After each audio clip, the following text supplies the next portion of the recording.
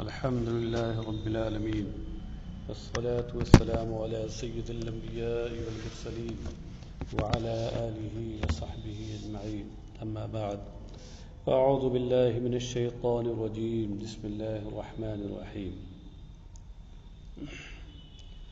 درس ابن ماجہ۔ کل آپ حضرات نے کچھ کتاب اور صاحب کتاب کے بارے میں تعارفی باتیں سنی تھیں اور ابتدائی کچھ احادیث کا ترجمہ اور تشریح بھی۔ آج آگے کی احادیث کا درس ہوتا ہے۔ عبارت بھی غور سے سنیے اور اعراب پر بھی دھیان دیجیے، اور خاص طور اس کے بعد پھر ترجمہ اور تشریح پر۔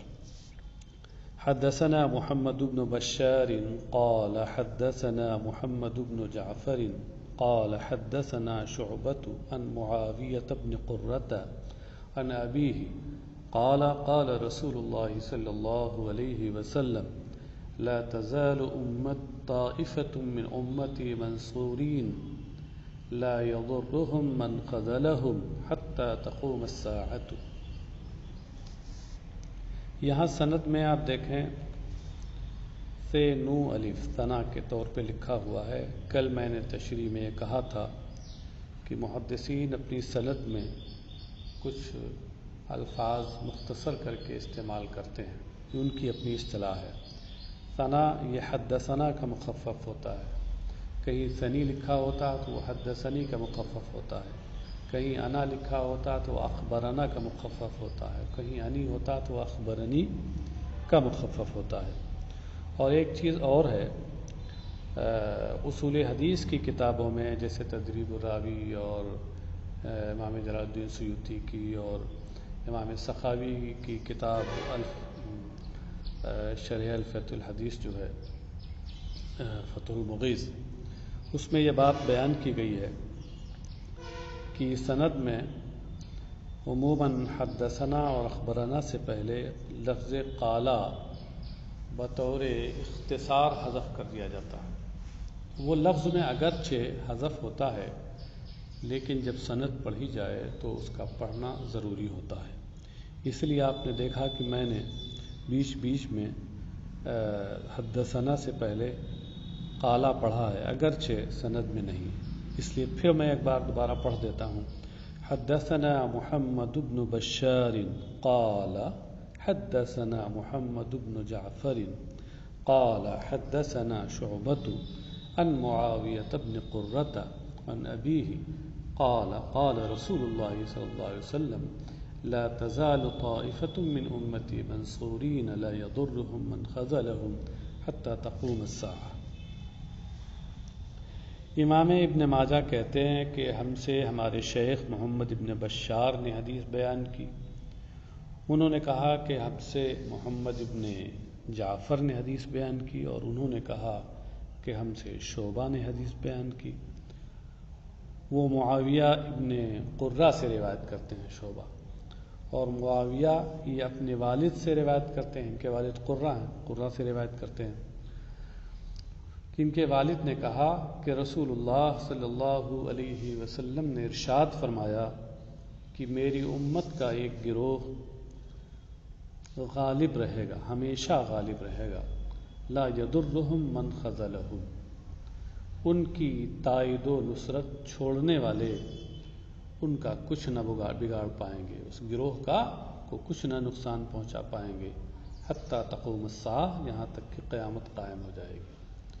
یعنی سرکار کے فرمانے کا مطلب یہ ہے کہ قیامت آنے تک میری امت کا ایک گروہ غالب رہے گا، اور جو لوگ ان کے مخالف ہوں گے اور ان کو کی تائید و نصرت نہ کرنے والے ہوں گے، وہ ان کا کچھ نہ بگاڑ سکیں گے۔ غالب رہے گا مطلب کیا ہے؟ غالب رہنے سے مراد یہ ہے کہ وہ دین پر عمل کرنے کے سلسلے میں غالب رہے گا، اور وہ اپنے مخالفین کو کی پرواہ کیے بغیر جو دین حق ہے اس پر عمل پیرا رہے گا، دین حق کے جو احکام ہیں ان پر عمل پیرا رہے گا، اپنے مخالفین کی انہیں کوئی پرواہ نہیں ہوگی۔ حدثنا ابو عبد الله قال حدثنا هشام بن عمار قال حدثنا يحيى بن حمزة قال حدثنا ابو علقمة نصر بن علقمة عن عمير بن الأسود وكثير بن مرة الحضرمي عن أبي هريرة أن رسول الله صلى الله عليه وسلم قال لا تزال طائفة من أمتي قوامة على أمر الله لا يضرها من خالفها۔ سند کے ترجمے کی میں خیال میں ضرورت نہیں ہے، یہاں کثیر ابن مرہ حضرمی آیا ہے۔ یہ الحضرمی حضرموت کی جانب منسوب ہے، نسبت ہے۔ حضرموت یمن کا مرکزی شہر ہے، یہ کثیر ابن مرہ وہیں کے رہنے والے تھے، اسے الحضرمی کہلائے۔ یہ تابعی ہیں، حضرت ابو ہریرہ سے روایت کرتے ہیں کہ حضرت ابو ہریرہ نے یہ فرمایا کہ رسول اللہ صلی اللہ علیہ وسلم نے ارشاد فرمایا کہ میری امت کا ایک گروہ ہمیشہ اللہ کے حکم پر قائم رہے گا، اس کی مخالفت کرنے والے اس کا کچھ نہ بگاڑ پائیں گے، اسے کچھ بھی نقصان نہ پہنچا پائیں گے۔ یہاں اس سے پہلے والی جو حدیث ہے، جو مضمون اور مفہوم اس کا ہے وہی مضمون اور مفہوم اس کا بھی ہے۔ اب ایک چیز یہ ہے کہ بعض احادیث میں یہ آیا ہے کہ قرب قیامت ایک ہوا چلے گی جو ہر مومن کے بغل کے نیچے سے گزرے گی، اور پھر اس کے بعد جتنے مومنین ہیں سب کا انتقال ہو جائے گا۔ تو یہاں جو یہ کہا، اس حدیث میں کہا گیا حتیٰ تقوم الساعہ، تو یہاں پہلے والی حدیث میں، اور یہاں پر جو لا تزالو کو مطلق رکھا گیا ہے یہ بھی اسی قید کے ساتھ حتیٰ تقوم الساعہ کی قید کے ساتھ ملحوظ ہے۔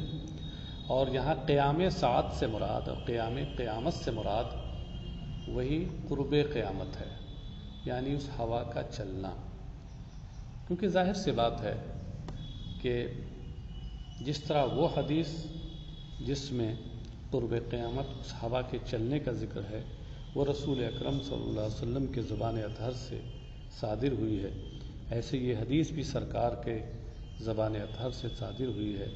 تو ایک متکلم کی ایک بات کو اس کی دوسری بات کے ذریعے سے کی روشنی میں دیکھا جاتا ہے۔ حدثنا ابو عبد الله قال حدثنا هشام بن عمار قال حدثنا الجراح بن مليح قال حدثنا بكر بن زرعة قال سمعت أبي عنبة الخولاني وكان قد صلى القبلتين مع رسول الله صلى الله عليه وسلم قال سمعت رسول الله صلى الله عليه وسلم يقول لا يزال الله يغرس في هذا الدين غرسا يستعملهم في طاعته۔ یہ بکر ابن زرعہ نے کہا کہ میں نے ابو عنبہ خولانی سے سنا۔ یہ ابو عنبہ خولانی صحابی ہیں، اور ان کا وصف یہ بیان کیا ہے جملہ حالیہ کی شکل میں کہ وَكَانَ قَدْ صَلَّى الْقِبْلَتَيْنِ مَعَ رَسُولِ اللَّهِ صلی اللہ علیہ وسلم، کہ انہوں نے رسول اللہ صلی اللہ علیہ وسلم کے ساتھ دونوں قبلہ کی طرف نماز پڑھی تھی۔ یعنی پہلے جب سرکار علیہ الصلوۃ والسلام بیت المقدس کی طرف رخ کر کے نماز پڑھتے تھے، اسی وقت یہ ایمان لے آئے تھے، اور سرکار کے ساتھ انہوں نے بیت المقدس کی طرف رخ کر کے نماز پڑھی، اور پھر جب تحویل قبلہ کا حکم آ گیا اور 17 یا 18 مہینے کے بعد، تو رسول اکرم صلی اللہ علیہ وسلم نے کعبہ مکرمہ کی طرف رخ کر کے نماز پڑھنی شروع کی، تو اس وقت بھی یہ سرکار کے ساتھ انہوں نے نماز کی پڑھی اور سرکار کی پیروی کی انہوں نے۔ حاصل یہ ہے کہ یہ تحویل قبلہ سے پہلے ہی اسلام لے لا چکے تھے ابو عنبہ خولانی۔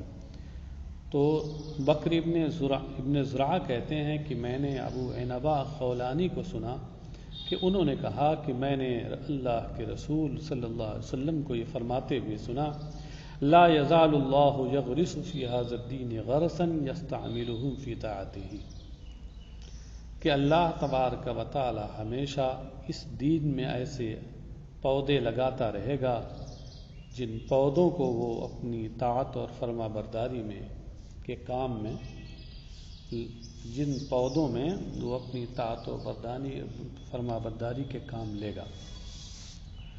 غرس یہ پودے کو کہتے ہیں، یہ مصدر ہے، اس میں جنس ہے، قلیل اور کثیر دونوں کو شامل ہے، اس لحاظ سے۔ اور یہاں چونکہ ہمیشہ پودے لگاتا رہے گا تو ظاہر سی بات ہے کہ یہاں کثیر والے معنی مراد ہیں غرض سے، تو اسی بنیاد پر، اور یہاں پودوں سے مراد ظاہر سی بات ہے کہ انسان ہیں اور لوگ ہیں، کہ اللہ تبارک و تعالی اس دین کے ماننے والوں میں ہمیشہ ایسے افراد پیدا کرتا رہے گا جن سے وہ اپنی اطاعت و فرما برداری کے کام لیتا رہے گا۔ تو اس لیے غرض سے مراد چونکہ کثیر ہیں اور زیادہ ہیں، اس لیے ہم ضمیر جمع اس کی طرف لوٹ رہی ہے۔ حاصل یہ ہے کہ اللہ تبارک و تعالیٰ اپنے نیک بندوں میں اور مومن بندوں میں ہمیشہ ایسے لوگ پیدا کرتا رہے گا جو اس کی اطاعت و فرما برداری اور اس کے دین پر عمل کے معاملے میں نمایاں ہوں گے۔ اس لیے یہ دین اس کا ہے اور اس کی حفاظت کا سامان بھی وہی کرے گا۔ حدثنا یعقوب بن حمید بن کاسب قال حدثنا القاسم بن نافع قال حدثنا الحجاج بن أرطاط عن عمرو بن شعيب عن أبيه قال قام معاوية خطيبا فقال أين علماؤكم سمعت رسول الله صلى الله عليه وسلم يقول لا تقوم الساعة إلا وطائفة من أمتي ظاهرون على الناس لا يبالون من خذلهم ولا من نصرهم۔ یہ اپنی سند کے ساتھ امام نسائی عمرو سے روایت کرتے ہیں، اور عمرو اپنے والد شعیب سے راوی ہیں کہ شعیب نے کہا کہ حضرت معاویہ خطبہ دینے کے لیے کھڑے ہوئے تو فرمایا انہوں نے اپنے خطبے میں، حضرت معاویہ ابن ابی سفیان، این علماؤکم، تمہارے علماء کہاں ہیں؟ لوگوں تمہارے علماء کہاں ہیں؟ یہ تمہارے علماء کہاں ہیں، تمہارے علماء کہاں ہیں، اس جملے کا تکرار کے ساتھ اس جملے کا مقصد یہ تھا کہ جو بات میں بیان کرنے جا رہا ہوں یہ بات سچی ہے، اور تمہارے علماء اگر یہاں ہیں تو ٹھیک ہیں، نہیں ہیں تو بلا لو انہیں، تاکہ جو میں بات بیان کرنے جا رہا ہوں اس کی تصدیق ہو جائے۔ ایک تو یہ مطلب ہے۔ دوسرے یہ بھی مفہوم اس جملوں کا ہو سکتا ہے کہ تمہارے علماء کہاں ہیں، انہیں یہ بات بیان کرنی چاہیے جو میں بیان کرنے جا رہا ہوں، اور وہ عام حالات میں تمہارے سامنے یہ بات بیان نہیں کرتے، انہیں بیان کرنا چاہیے۔ تو سمعت رسول اللہ صلی اللہ علیہ وسلم یقول، انہوں نے کہا کہ میں نے اللہ کے رسول صلی اللہ علیہ وسلم کو یہ فرماتے ہوئے سنا کہ قیامت قائم نہیں ہوگی، اس وقت تک قائم نہیں ہوگی جب تک کہ میری امت کا ایک گروہ لوگوں پر غالب نہ رہے، لا یبالون من خذلهم ولا من نصرهم، اسے اس گروہ کو پرواہ نہیں ہوگی کہ کس نے ان کی تائید و نصرت نہیں کی اور کس نے ان کی تائید و نصرت کی۔ من نصرهم، کس نے تائید و نصرت کی، من خذلهم، کس نے ان کی تائید و نصرت چھوڑ دی، نہیں کی۔ یہ خذلہ نصرہ کی ضد ہے، اس کا الٹا ہے، کیونکہ خذلان کا معنی ہوتا ہے ترک النصرت والمعونہ۔ مطلب یہ ہے کہ قرب قیامت تک میری امت میں سے ایک گروہ دین پر قائم رہے گا اور غالب رہے گا، اور وہ لوگوں کی پرواہ کیے بغیر اور دین کی باتوں کو پر عمل کرتا رہے گا اور دین حق کا اعلان اور اظہار کرتا رہے گا، پرواہ نہیں ہوگی کہ ان کی تائید و نصرت کرنے والے کتنے ہیں اور ان کے مخالفین کتنے ہیں۔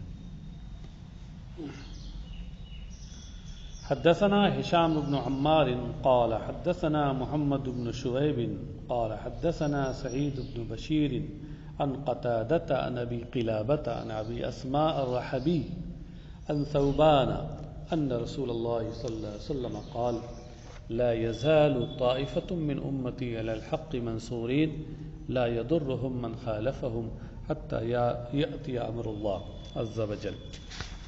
اس حدیث کا بھی مفہوم وہی ہے، ترجمہ کر دیتا ہوں میں. صحابی رسول حضرت ثوبان رضی اللہ عنہ سے روایت ہے کہ رسول اللہ صلی اللہ علیہ وسلم نے ارشاد فرمایا کہ میری امت کا ایک گروہ حق پر غالب رہے گا، حق کے ساتھ غالب رہے گا. ان کی مخالفت کرنے والے اس گروہ کا کچھ نہ بگاڑ پائیں گے یہاں تک کہ اللہ کا حکم آ جائے گا، یعنی قیامت آ جائے گی. قیامت آنے تک یہ غالب رہیں گے. یہ حتیٰ اس کا یہ غایت ہے لا تزال طائفة من امتی علی الحق منصورین کی. یہ لا یضرہم یا خالفہم کی غایت نہیں ہے، بلکہ حتیٰ کا تعلق پہلے والے جملے سے ہے. حدثنا ابو سعید عبد اللہ بن سعید قال حدثنا ابو خالد الاحمر قال سمعت مجالدا يذكر عن الشعبي عن جابر بن عبد الله قال كنا عند النبي صلى الله عليه وسلم وخط خطين عن يمينه وخط خطين عن يساره ثم وضع يده في الخط الأوسط فقال هذا سبيل الله ثم تلا هذه الآية وأن هذا صراطي مستقيما فاتبعوه ولا تتبعوا السبل فتفرق بكم عن سبيله. امام ابن ماجہ نے اپنی سند کے ساتھ یہ حدیث حضرت جابر بن عبداللہ سے روایت کی. حضرت جابر بن عبداللہ نے کہا کہ ہم لوگ نبی اکرم صلی اللہ علیہ وسلم کے پاس تھے، سرکار کی بارگاہ میں حاضر تھے. فخط خطا، خط یخط خطا باب نصر انصروں سے فعل ماضی معروف ہے. اس کا معنی لکیر کھینچنا، لائن بنانا. تو نبی اکرم صلی اللہ علیہ وسلم نے ایک لکیر کھینچی. وخط خطین عن یمینہ، اور پھر اس لکیر کے دائیں جانب دو لکیریں کھینچی. وخط خطین عن یسارہ، اور پھر اس لکیر کے اسی جو پہلے والی جو لکیر ہے اس کے بائیں جانب بھی دو لکیریں کھینچی. ثم وضع یدہ فی الخط الاوسط، اور پھر بیچ والی لکیر پر، بیچ والے خط پر سرکار علیہ الصلوۃ والسلام نے اپنا ہاتھ رکھ کر کے اور ارشاد فرمایا ھذا سبیل اللہ، یہ اللہ کا راستہ ہے، بیچ والا. یعنی ایک لائن بالکل بیچ میں کھینچی تھی اور پھر دو لائنیں اس کے دائیں اور دو بائیں اس طریقے سے کھینچی تھی کہ یہ دونوں جو لائنیں ہیں یہ شروع تو وہیں بیچ سے ہوتی تھی جہاں سے پہلی والی لائن کھینچی، اور ختم بھی اسی پہ جا کے ہوتی تھی. اب ظاہر سی بات ہے کہ جو بالکل بیچ میں لائن ہے، جب اس کا نقطۂ آغاز اور نقطۂ انتہا یہ دونوں ایک ہوگا تو یہ بالکل سیدھی لائن ہوگی. اور اس کے بغل والی جو لائنیں ہیں ان کا بھی نقطۂ آغاز اور نقطۂ انتہا ایک ہے جو اس پہلے والی بیچ والی لائن کا ہے. تو ظاہر سی بات ہے کہ ان لائنوں میں کجی آ جائے گی، ٹیڑھا پن آ جائے گا. اس لیے سرکار نے فرمایا بیچ والی لائن کو کہ ھذا سبیل اللہ، یہ اللہ کا راستہ ہے. کہنے کا مطلب یہ ہوا کہ اللہ کا یہ سیدھا راستہ ہے، یہ صراط مستقیم ہے. اس کے علاوہ دائیں بائیں کے جو راستے ہیں یہ سب کے سب منحرف ہیں، صراط مستقیم نہیں ہیں، یہ گمراہی کے راستے ہیں، یہ منزل تک سیدھے نہیں لے جاتے. اور پھر سرکار علیہ الصلوۃ والسلام نے تائید میں قرآن کریم کی آیت تلاوت فرمائی وَأَنَّ هَذَا صِرَاطِي مُسْتَقِيمًا فَاتَّبِعُوهُ، اور یہ میرا راستہ ہے سیدھا. اللہ نے فرمایا کہ یہ میرا راستہ ہے سیدھا، فَاتَّبِعُوهُ، لہذا اس راستے کی تم پیروی کرو، اس پر چلو. وَلَا تَتَّبِعُوا السُّبُلَ، اور دوسرے راستوں پر نہ چلو. یعنی یہ بیچ کا جو راستہ سیدھا سیدھا ہے صراط مستقیم، یہ تو میرا راستہ ہے.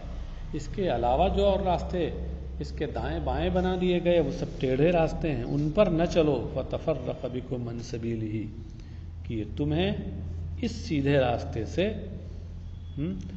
منحرف کر دیں گے، یہ راستے تمہیں سیدھے راستوں سے منحرف کر دیں گے۔ بہرحال ان احادیث کی روشنی میں سے یہ سمجھ میں آیا کہ رسول اکرم صلی اللہ علیہ وسلم کی سنت کا اتباع اور سرکار کی احادیث کی پیروی مومن پر مومن ہونے کی حیثیت سے لازم ہے۔ یہ پہلا باب ختم ہوا۔ اب دوسرا باب، باب تعظیم حدیث رسول اللہ صلی اللہ علیہ وسلم والتغلیظ علی من عارضہ۔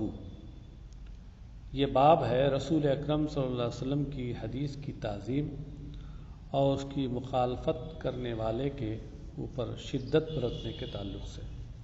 یعنی مطلب یہ ہے کہ اس میں رسول اکرم صلی اللہ علیہ وسلم کی حدیثوں کی عظمت شان بیان کی ہوئی ہے، اور ساتھ ہی ساتھ جو اس کی مخالفت کرے حدیث نبوی کی، ان کے ساتھ سختی کا معاملہ ان احادیث میں آیا ہے۔ حدثنا ابو بکر بن ابی شیبۃ قال حدثنا زید بن الحبابی عن معاویة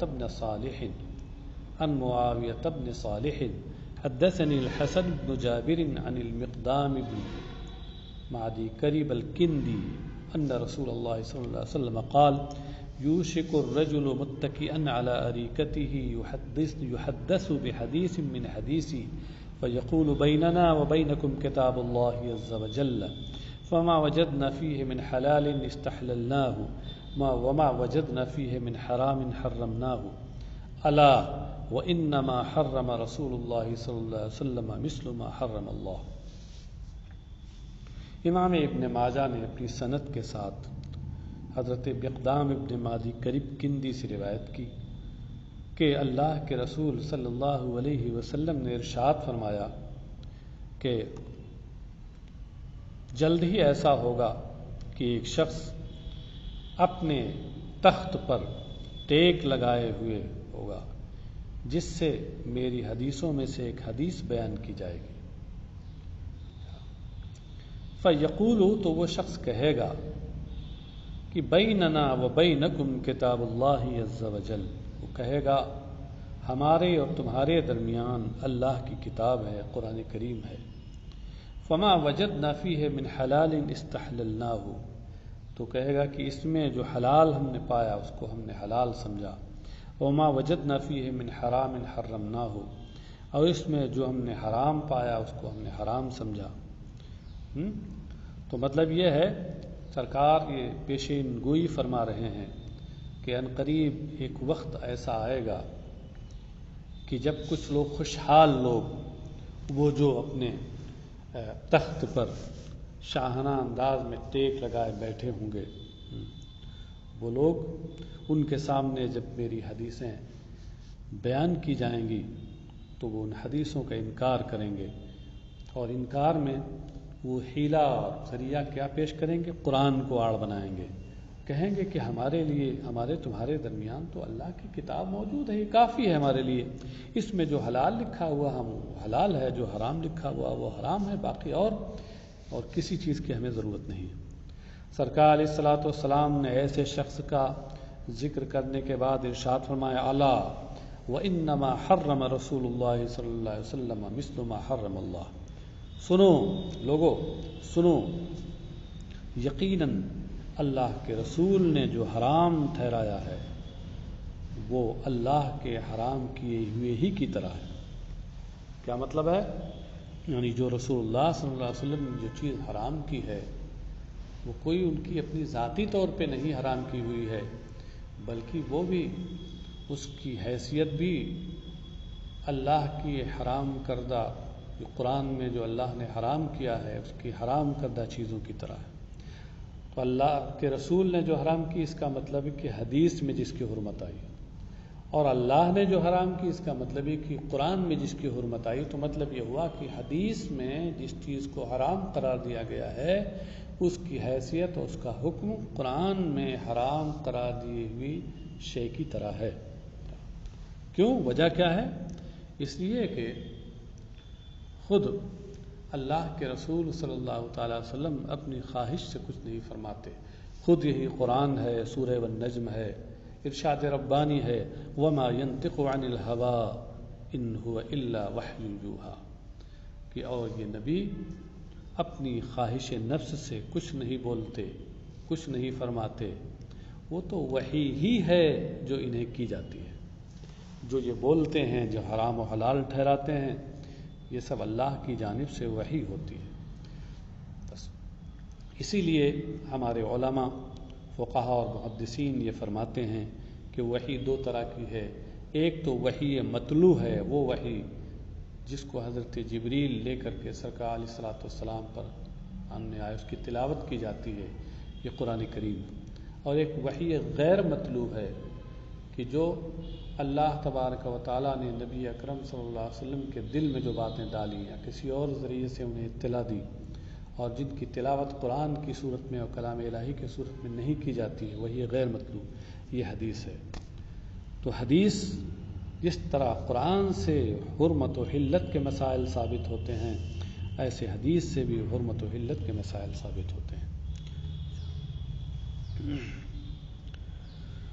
حدثنا نصر بن علی الجہضمی قال حدثنا سفیان بن عیینة فی بیتہ قال اخبرنا، یہ انا آ گیا نا، انا سے مراد ہے اخبرنا، اخبرنا کا مخفف ہے.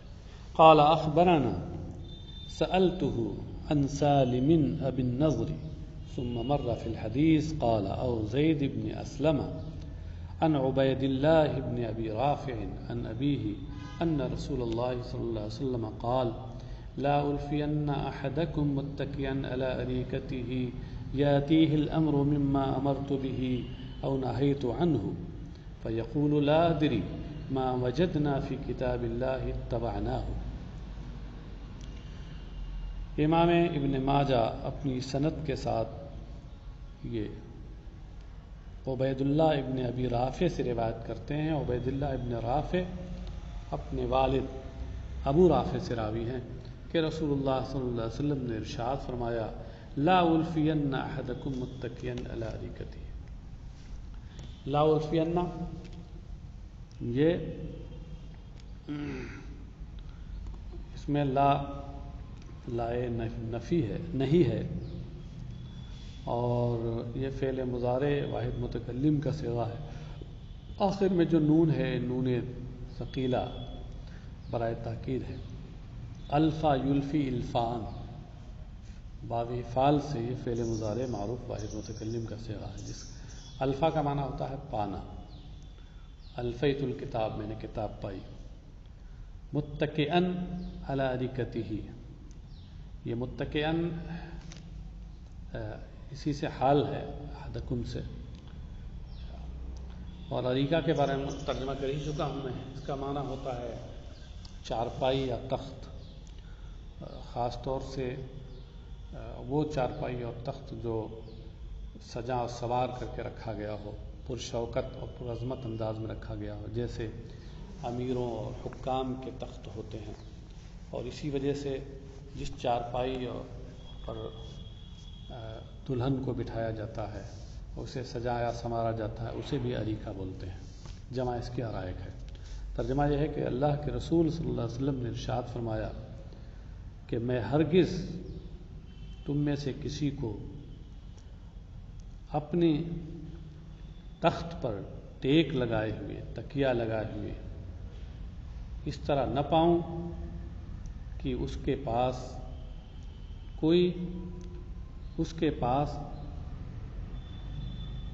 ان میں سے کوئی حکم آئے جس کا میں نے ان میں سے کوئی معاملہ آئے جن کا میں نے حکم دیا ہے یا جس سے میں نے روکا ہے، تو وہ کہے لا ادری، میں نہیں جانتا، مجھے نہیں معلوم. ما وجدنا فی کتاب اللہ اتبعناہ، ہم نے اللہ کی کتاب قرآن کریم میں جو کچھ پایا ہم نے اس کی پیروی کی. اس حدیث کا بھی مضمون وہی ہے جس سے پہلے والی حدیث کا ہے کہ ہرگز ایسا نہ ہو کہ ہمارے بعد میں کوئی شخص حکومت پا جائے، خوشحالی کی زندگی ہو اور تخت کے اوپر شاہانہ اور حاکمانہ انداز میں بیٹھا ہو اور حکومت اور خوشحالی اس کا دماغ خراب کر دے اور وہ ہماری حدیثوں اور سنتوں سے مخالفت کرنے لگے، ان کا انکار کرنے لگے، اور اس انکار کے لیے وہ ذریعہ اور واسطہ قرآن کریم کو بنائے۔ کبھی کبھی ایسا ہوتا ہے کہ بات بظاہر صحیح ہوتی ہے مگر اس کا مقصد غلط ہوتا ہے۔ علماء ایسے موقع پہ فرماتے ہیں کہ کلمۃ حق ارید بها الباطل، یہ بات حق ہے مگر اس سے مراد ناحق ہے، متکلم اس سے ایک ناحق بات مراد لینا چاہتا ہے۔ تو یہ شخص نے کہا کہ ہمارے لیے کتاب اللہ میں ہم نے جو کچھ پایا اس کی ہم نے پیروی کی، یعنی ہمارے لیے کتاب اللہ کافی ہے۔ یہ بظاہر یہ بات کہ کتاب اللہ کافی ہے، اس میں سب کچھ ہے، یہ بظاہر بات صحیح ہے، لیکن اس کی مراد کیا ہے اس سے؟ وہ کتاب اللہ کی اور اس کی حیثیت کو انکار حدیث نبوی اور انکار سنت نبوی کے لیے آڑ بنانا چاہ رہا ہے، تو مراد اس کی غلط ہے، وہی کلمۃ حق ارید بها الباطل۔ اس لیے جہاں یہ صورتحال ہو غور کر لیا جائے اور ایسے لوگوں کو منہ توڑ جواب دیا جائے۔ سرکار نے ایسے لوگوں پر شدت کا حکم جاری فرمایا کہ ہرگز ایسا نہیں ہونا چاہیے۔ بس آج یہی تک، انشاءاللہ تبارک و تعالی، پھر اس کے بعد درس ہوگا ادھر